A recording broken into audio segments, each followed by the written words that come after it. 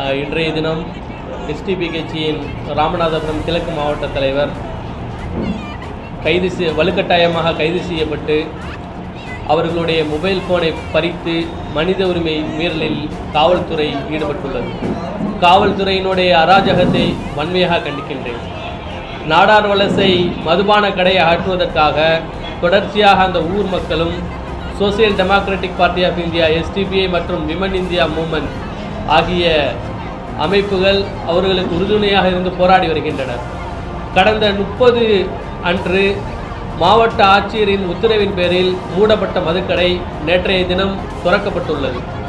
இது குறித்து வட்டாட்சியரிடம் கேட்டபொழுது அது தொடர்ந்துதான் இருக்கும் என்று அவர்கள் அறிவித்தார்கள். அதனைத் தொடர்ந்து SDPI இன்றைய தினம் காத்திருப்பு போராட்டத்தை நடத்த திட்டமிட்டிருந்தது.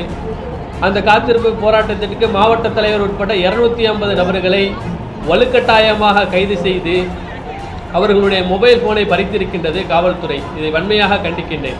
அத்தோடு 1 வயது முதல் 10 வயதுக்குண்டான 25 குழந்தைகள் உட்பட 100க்கு அதிகமான பெண்களை வலுக்கட்டாயமாக கைது செய்துள்ளது.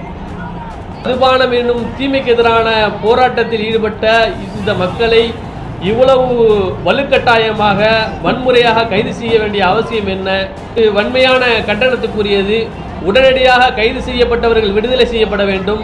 அதே போன்று இந்த மதுபான கடை மக்களின் கோரிக்கையை முழுமையாக ஏற்று உடனடியாக இது அகற்றப்பட வேண்டும் என்கின்ற உறுதியான வாக்குறுதியை மாவட்ட ஆட்சியரும் தமிழக அரசும் உடனடியாக வழங்க வேண்டும் என்று SDPI கட்சியின் சார்பாக உறுதியாக கூறிக்கொள்கிறோம்.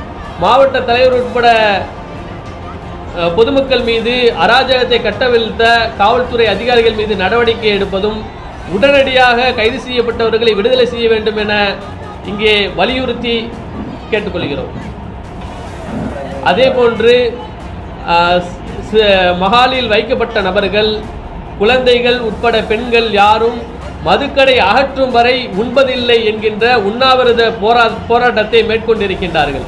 அந்த கடை மூடப்படும் வரையில் அவர்கள் உண்ணாவிரதம் இருப்பார்கள். அதே போன்று அந்த மகாலிலிருந்து வெளியே வரமாட்டார்கள் என்பதை உறுதியாக இங்கே தெரிவித்துள்ளார்கள்.